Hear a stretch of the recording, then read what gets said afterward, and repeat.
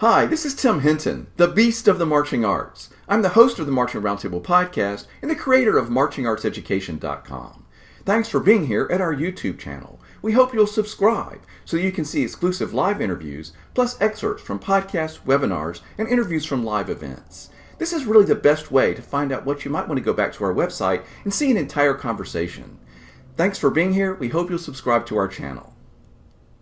Hey everyone, welcome back to Marching Arts Education. I'm Ashley Tran, and today we are going to be introducing you guys to some really special people that have a really great story to share with you, and I'll let them tell that to you here in a second, but I'm going to have them introduce themselves to you first. So we'll start with you, Mr. Tim. Yes, my name is Tim Gray. I'm the Director of Bands here at Morton High School. And I'm Deidre Ripka. I'm the principal at Morton High School. And I'm Sara Gray, the Color Guard Director at Morton High School and Morton Junior High. Great. And Sara, I'm going to have you kind of share the story and the impetus to why we're here today. Your story is really cool. Okay, so we set up, obviously, like everybody else, for 2020, and 2020 kind of never came to fruition, but our school district was very supportive of us throughout the entire COVID pandemic. We worked closely with administrators. They listened to us. They worked with us to try to keep our program going. And so we got a lot closer, I think, with our administration, especially our building administration during that time. And I struck up a friendship with our athletic director, our activities director, and definitely our principal, Deidre. And when we had a few extra uniforms left over from 2020, when we had to do a reorder for doing the same show in 2021, I realized that one of those would fit her. And even though Dee does not have a history with color guard at all, in fact, she played basketball all through her entire life and in college, I asked her if she would be willing to come do the color guard experience with us and hang out with the kids, learn the school song, and possibly perform for our homecoming football game pregame show. And she said, absolutely. That was her first answer. She jumped right on it. So it was a great experience for the kids, but it was also a really good way for our program to advocate through our school building. I think a lot of times programs will look at advocation as going out into the community and performing for the community and generating funds, and we kind of looked at it a little differently and kind of backdoored it a little bit.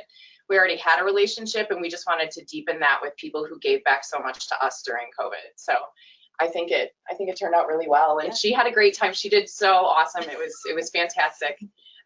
She worked really hard. The kids watched her work really hard. They experienced classes with her. They helped her through class time. It gave them an opportunity to deepen their skill set by teaching her. It was really fun, I think, for everybody all around. And she seemed to have a really good time with it too. So it was great. Yes, color guard is just a little bit fun, I will admit, as a color guard person. That's really awesome. Okay, so first of all, round of applause to you, Deidre. That's incredible. I don't know how many administrators would be willing to put themselves out there that way. That's very vulnerable of you. So I'm just curious, what was your perception of color guard before you did it? You know, our program obviously works really hard, and I see them working really hard. Rain, snow, blazing heat in the summertime. So I knew they worked hard. I'd never experienced how hard they worked. And I had an easy job. I mean, the school song, it's not really complicated, but it's hard, to teach an old dog new tricks. So my perception before was they work hard. I had no idea how hard they worked. Yeah, what would you say was the hardest part? Drop spins. Oh, really? Okay. The left one. Like Sara said, the girls were so good to me. They watched me make mistakes. They watched me persevere. But I had some really good girls surrounding me that were helping just give tips like, okay, I'm gonna yell, turn your hand over, and so that, yeah, the drop spins were the hard part, and then there's a spot in the middle. It was like the flourish. That one, I don't think I really got that until the night of the performance, and we were cramming in like 15 minutes while it was raining out because it also rained that night. Wow. And so that I think the flourish, was maybe the last thing that I picked up on. So yeah. She definitely peaked at the right time. And when she got it at the end, she was shaking her flagpole at right shoulder, jumping up and down. We were so proud of her. So it was a good run. That is awesome. Very cool. Morton High School Principal Deidre Ripka.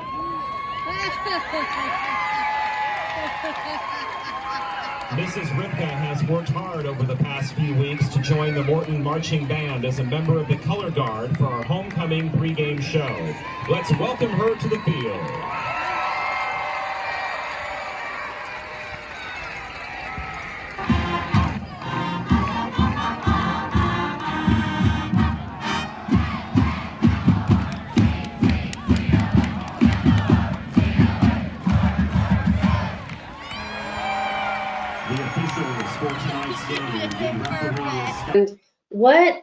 And what made you so gung-ho and excited and so willing and eager to jump in and kind of take that leap? Well, I will say in general, I know how important it is for kids to be involved and connected at school and extracurriculars. We've had conversations before, when we're talking about students who are perhaps at risk, that like she needs band more than band needs her, but we need involved. So part of it's like, I know that being involved and connected is important.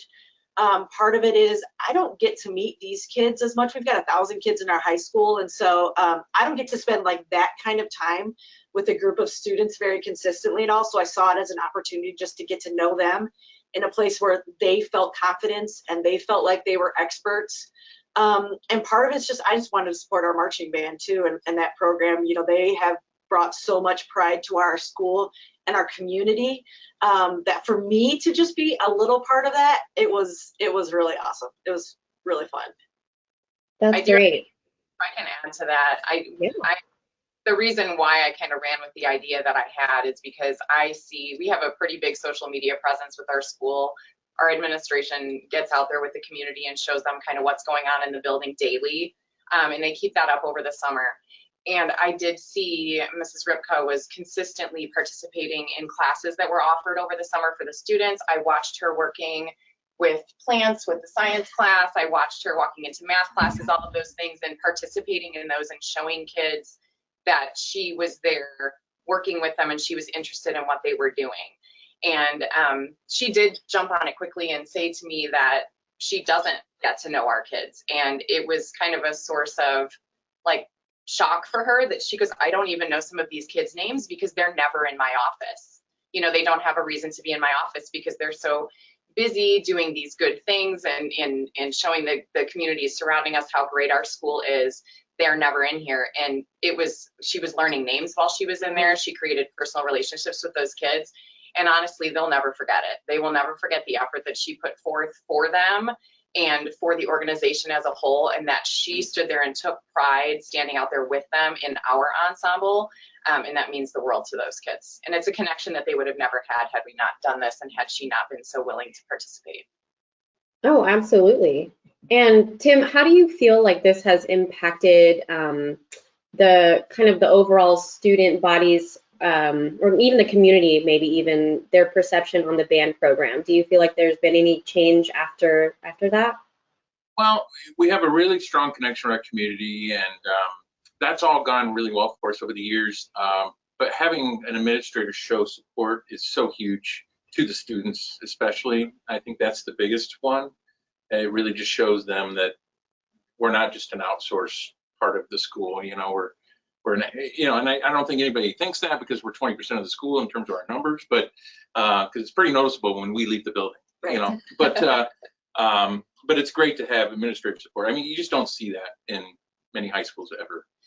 And Go ahead. think during the pandemic, we had so many friends all around the nation that were struggling with their programs and losing programs and not getting phone calls back from their administrators, not having school boards that were not willing to hear them out as to why their program was important. We've never had that problem here. It's always been a very good relationship. Tim and I have only been here for 2 years, but that is the first thing that struck us when we came, was just how tight the community is and how tight the administration is with this program. And quite frankly, with all programs throughout our school, They promote every program equally. They support everybody. Our administrators are at games, they're at wrestling matches, they're at tennis meets, they are out at our rehearsals saying hi and helping us take care of kids. They're fully involved with us all the time. And I think the most important advocacy you can do for your program is to create a better relationship in-house with the administrators that you have, because until you kind of clean your own house and make that relationship solid, you really can't go out to the community and expect community support. You all have to be working together, and we are so lucky that we have that here. Absolutely. Yeah, I agree. Deidre, how long have you been in admin? This is my 6th year in admin, my 3rd as principal, but I've been at Morton for 17 years, so I've been here for a while. Okay, and has the administrative culture on your campus kind of always been really supportive in that way? I think we have grown quite a bit. It's especially important for me that all of our administrative team is showing interest in everyone, is getting involved in our kids' lives. I've only been a principal during COVID, and see how important these relationships are with kids. Especially when they're seeing the kind of adversity that we have seen in the last few years. I mean, it's unlike anything else. We're really fortunate that our school was able to stay in session and to do it safely.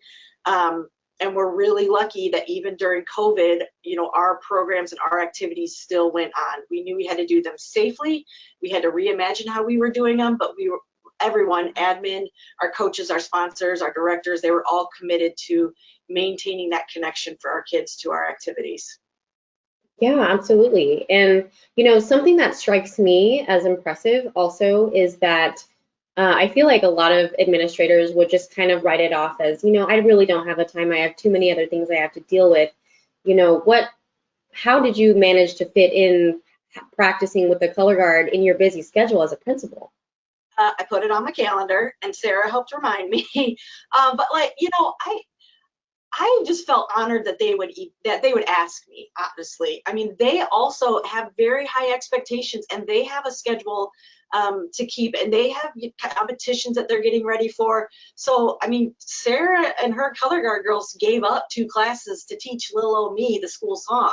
So, I'm honored that they asked me, quite honestly. That's incredible. I love this. So for either of you guys, what advice would you have to either other administrators out there or other band and color guard directors out there to kind of foster that sense of community and pride for one another in that same way? Because I feel like it's kind of uncommon to come across a situation like this where an administrator is so actively involved in their support. Put it on your calendar and make it happen. I mean, I am not musically inclined. I was an athlete. This was way outside my comfort zone. You saw the costume I was wearing, but it was so fulfilling to do. So put it on your calendar and just make it happen. I think Dee's personality definitely came through, and I think it's originally why I asked her. She's a very determined individual. She doesn't tolerate quitters. She's very much encouraging to all students to stick with it and be determined and find that inner fire. And there were certain things, I think, while you were out there that it was you were definitely that basketball player, right? She was in her defensive stance the entire time, and that doesn't matter. She's going to be wearing a skirt. First position. She was like, yeah, cool, that's cool. First position, I'm not doing that. And it allowed her personality to shine through and show the kids that she's human.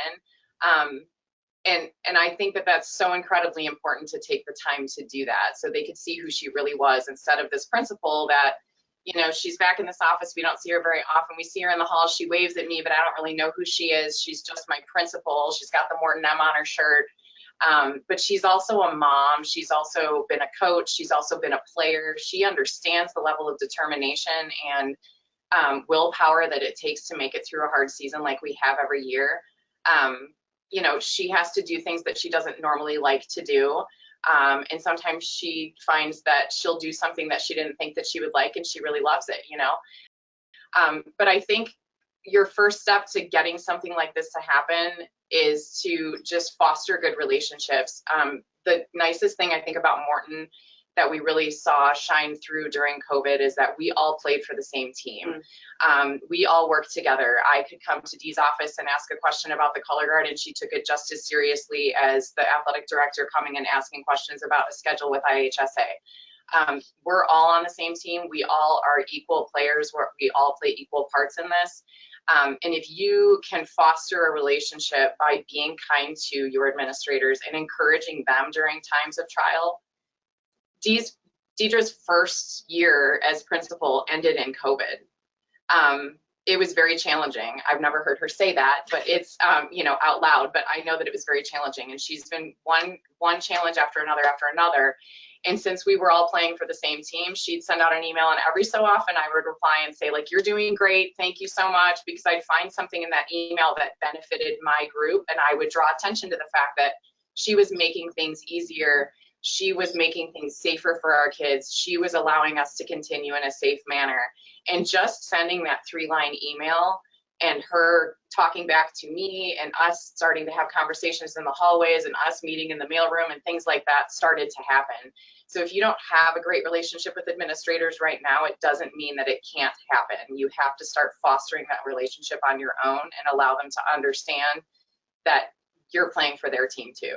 It's hard to be an administrator, especially right now. So it's rough. Yes, I don't envy that position at all. I have a very simple life as a color guard director and a stay-at-home mom.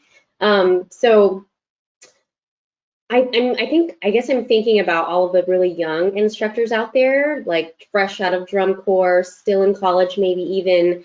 What advice would you have for someone who is on the younger side and they might be intimidated to kind of get that relationship going with someone like a principal?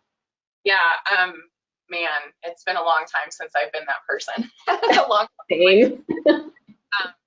I think it really has to start with the program having a decent relationship. If you're young, I mean, I was lucky even when I came here. I'm in my 40s now, but our athletic director is a previous band director. I don't know anybody in the nation. Oh, cool. I'm thinking that we might be unique in that. It's very helpful to us. He's very open-minded. He's very fair.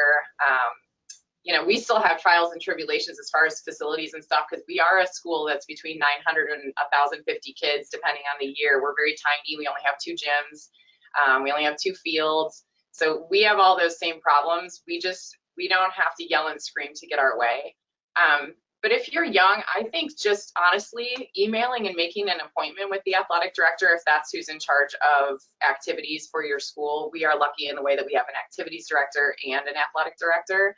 I would contact that person and say, hey, I wanted to meet you and let you know who I am and what our program's all about. Do you have 15 minutes to a half an hour where I could show you a video, or I could bring a kid in to meet you?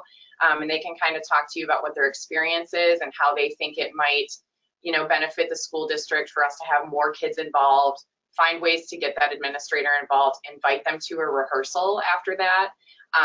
And we've been lucky in the way that we have administrators show up at our rehearsals just to say hi to our kids. And you'll start to foster that relationship. And then when you see them in the halls, you can just say, hey, and then all of a sudden you're having a conversation about daily life. Just because you're young doesn't mean you can't do it. Just find a way to try to get to know them and introduce yourself, and then start to introduce a little bit more of the program, every so often to them, and then invite them out. Create that relationship. Yes, Actually, absolutely. one more thing too, like these two and their staff, they are professionals, 100%. When Tim came in, he saw a need for new uniforms, new instruments. We needed to get this program up to the level that it was performing at. We needed to have quality instruments and uniforms, and Tim and his staff were complete professionals in the way that they approached it, to me and to the district, because those things are not cheap. And because of his approach, because of his relationships with us, we were able to get it done in a much quicker timeline than what we were initially proposing. And I think it's because they are professionals. They know how to work with other people. They know how to present the rationale. And look what this band gives back to our community. We need to present ourselves like the professionals that we are. And their staff gets it. They understand it, and they live it. They walk it every single day. Oh, that's good. Yeah. Can you kind of expand on that a little more and kind of go into the detail of what made them so professional and what the rationale was? Because I think that would be very fruitful for a lot of other directors. I think there's a high level of respect for everyone around them. I think that this program respects all of the other programs too. And, you know, like Sarah says, we're always coming up against facilities issues, but we don't stomp our feet and say, no, that's mine. You know, we figure out that they are problem solvers. And as an administrator and a leader, I love when somebody brings a problem to me and then, hey, wait, I've got a few solutions for that too. It's not just laying it on my desk and here, solve this. Mm-hmm. So I think that's really important too for young individuals starting out as well to be a problem solver, have solutions, and be respectful and professional in the way that you approach things. And I think that it's easy. It comes easy to us to do that with them because they're so approachable. But I'll tell you, I came here for a tour of the school after Tim accepted the job at Morton, and I remember walking through the school and seeing pictures of the band in the band hall and the football team down by the locker rooms and all these things. But I remember walking into the main office and seeing a photograph of the football team and the marching band together. And there's something about that it's in the main office. It just shows the kind of relationship that we all have with each other and that we all are very much solution oriented in the way that, like, when we do come and present things to her, we'll say, okay, now this is a problem. Or if we have to come to Mr. Jones and say, this is a problem, we need a gym, we could also do this, but, you know, we come with a couple different solutions and where we're all kind of compromising, and it just ends up working out. So it's very much a team atmosphere throughout everything here. I love it. What a lucky bunch you guys are to have each other. Very cool. We really are. Great. Well, do you guys have any closing statements before we kind of wrap up? You haven't talked about it. No, I haven't talked about it. Still in there time. No, I just say, you know, to talk about that, talking about the things we needed for our program, I think to advocate for yourself, the best way to do it is just to prepare a meeting and then come prepared.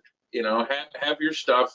You know, I came with spreadsheets showing how old the instruments were, all these kinds of things, every single instrument when we bought them, and just kind of where we were, you know, and I tried to come in with an approach that we could do it over a certain amount of time. You know, we can spread it out, and we were luckily able to kind of push it and get it done right away. But I think it's you have to come prepared. You can't just ask. You have to actually show details and why.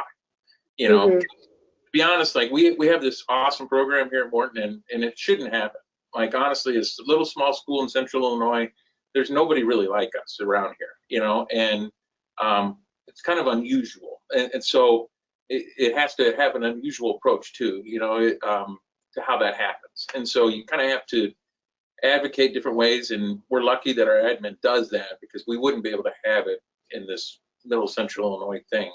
You know, we know we compete at a BOA level with bands that aren't around here, you know, and so it's really hard for us, you know, to compete at a Cadillac level driving a Ford Taurus, you know, and that's kind of where we were, you know, and we were doing really good, and we were outperforming some of the things I feel like we had, you know, and so we wore the new uniforms. We debuted them last weekend. They're incredible. Like, everybody was sending me messages. You know, Stanberry made a post. It was awesome. So, yeah, to give you an idea of timeline on that, you know, they keep saying that we were able to get it done a lot faster. To give you the idea, we did all of this during COVID, and that was just us, our school district, our administrators, ourselves in the band room. When we were all allowed in the building before the students were, a long time before the students were, we were thinking of plan A for band camp, then B, and then before we knew it, we were on T, U, V, W, X, right? Because every time you turned around, the state regulations were changing. And our administrators knew that we had T-4 days until band camp starts. We're still saying, like, what can we do? What do we do? And what did they do? They went to the state and said, you have to decide. School basically starts for these band kids in 4 days. We need to know what the regulations are. And then they rolled them out. So they advocated for us, but by default, they basically advocated for the entire state. So Wow. basically given here, you can't go in the school. So if it rains, you have to go home. You know, if then the next week it was okay, you can go in the gym, but only one ensemble can use the gym. Only one ensemble can use the cafe. Only one ensemble can use the band room. So things kept changing. While we were in there, we focused our efforts on building a better foundation for this program. And part of that was Tim and I taking inventory of the instruments, just because we wanted to be at school and we wanted to be doing work and we couldn't do anything with the kids. And so what do we need to do? We need to pull out the 7 archaic tenor saxophones that smell like a grandma's attic and figure out, can we play these? Are we allowed to have kids play these? No, they're disgusting. So we need to tell the school that things are not up to par for our students. So he took the time to make lists and spreadsheets and basically banked out I think it was like a 5 to 10 year plan or something for instruments and uniforms. And they were able to look at that logically and see the reasoning behind everything and say to us, well, I don't understand why we can't just do this right now, you know? So it's all about the type of work that you're putting in. And the way that you present that is very important. But I think it's all about the type of work, because we very easily could have, I think, sat back and said, okay, well, the state's not letting us do anything right now, so let's just wait until they say something. And that's definitely not what we did. You know, we have a better physical foundation for the students with instruments and equipment and uniforms, but we also have a way better technique foundation than these kids would have ever been able to get from us out of the next 5 years, because we were just able to plow into it during the pandemic when we were the only group operating safely. We were one of 3% of band programs in the nation functioning at their top level during the pandemic. But that's because of these people that helped us facilitate doing all of the things that we did with them. You know, a lot of our seniors last year, I think, felt going in that their season was canceled, they weren't allowed to travel.